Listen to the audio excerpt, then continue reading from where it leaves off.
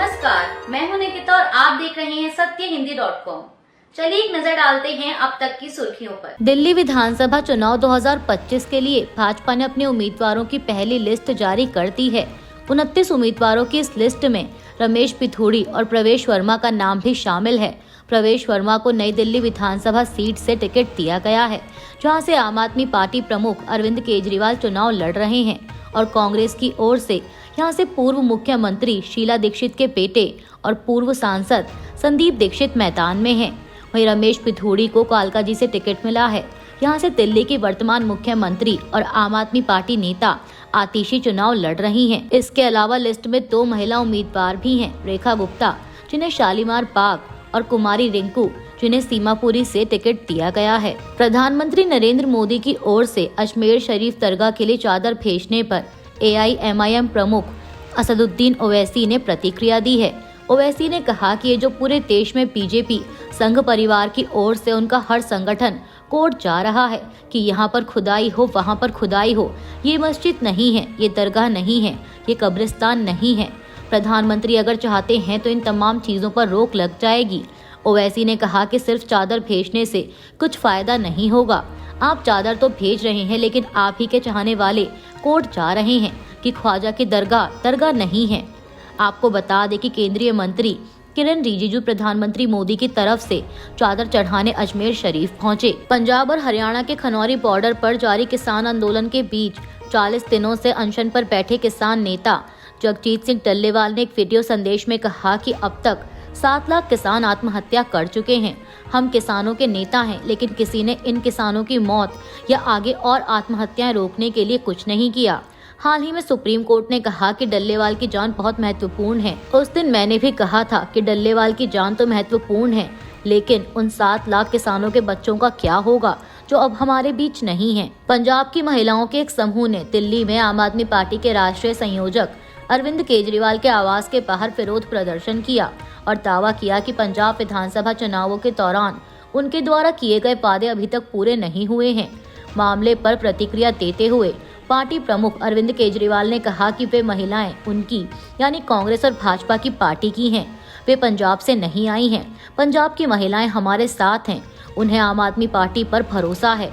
केजरीवाल ने कहा कि कांग्रेस और भाजपा को आधिकारिक तौर पर घोषणा करनी चाहिए कि वे दिल्ली में आम आदमी पार्टी के खिलाफ मिलकर चुनाव लड़ रही हैं। केंद्रीय गृह मंत्री अमित शाह ने शनिवार को अरविंद केजरीवाल पर दिल्ली के मुख्यमंत्री के रूप में अपने लगभग 10 साल के कार्यकाल के दौरान राजधानी में बुनियादी ढांचा बनाने की बजाय अपने लिए शीश महल बनाने का आरोप लगाया और कहा कि आम आदमी पार्टी संयोजक को इसका हिसाब देना होगा।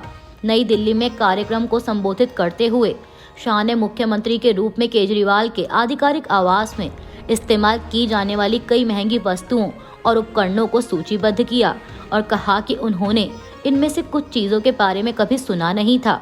शाह ने कहा कि जब केजरीवाल राजनीति में आए थे तो उन्होंने सरकारी कार या बंगला ना लेने की कसम खाई थी और एक नई तरह की राजनीति की शुरुआत करने का वादा किया था। आम आदमी पार्टी प्रमुख अरविंद केजरीवाल ने शनिवार को वादा किया कि अगर उनकी पार्टी अगले महीने राजधानी में होने वाले विधानसभा चुनावों में सत्ता में लौटती है तो वह दिल्ली के लोगों को मिलने वाले बढ़े हुए पानी के बिल माफ कर देंगे। एक प्रेस कॉन्फ्रेंस में केजरीवाल ने कहा कि दिल्ली जल बोर्ड द्वारा लोगों को भेजे जा रहे हजारों लाखों रुपए के पानी के बिलों से लोग परेशान हैं।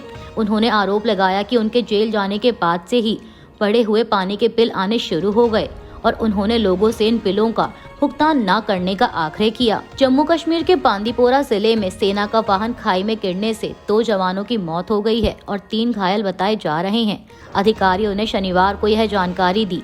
उन्होंने बताया कि उत्तरी कश्मीर जिले में SK पायन के पास सेना का एक वाहन सड़क से फिसलकर खाई में गिर गया।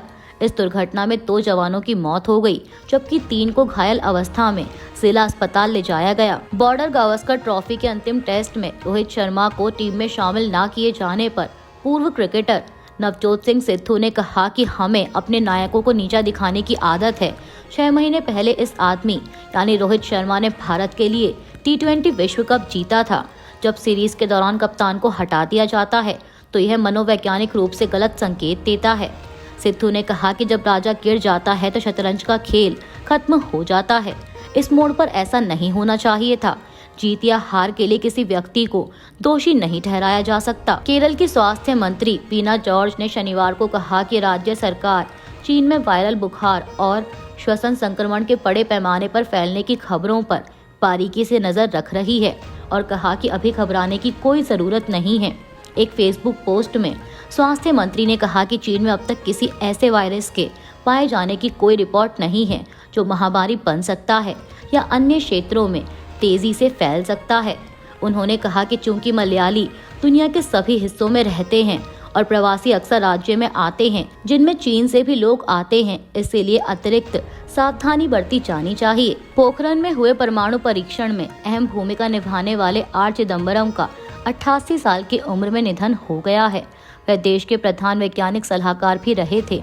उनके निधन पर प्रधानमंत्री मोदी ने शोक जताया। पीएम मोदी ने एक्स पर लिखा कि डॉक्टर राजगोपाला चिदम्बरम के निधन से गहरा दुख हुआ है। वो भारत के परमाणु कार्यक्रम के प्रमुख वैज्ञानिकों में थे। उन्होंने भारत की वैज्ञानिक और रणनीतिक क्षमता को मजबूत करने में अहम योगदान दिया। पूरा देश उन्हें सम्मान के साथ याद करता रहेगा और उनका योगदान आने वाली पीढ़ियों को प्रोत्साहित करेगा। अभी के लिए बस इतना ही। बाकी की खबरों के लिए बने रहिए सत्यहिंदी.com के साथ।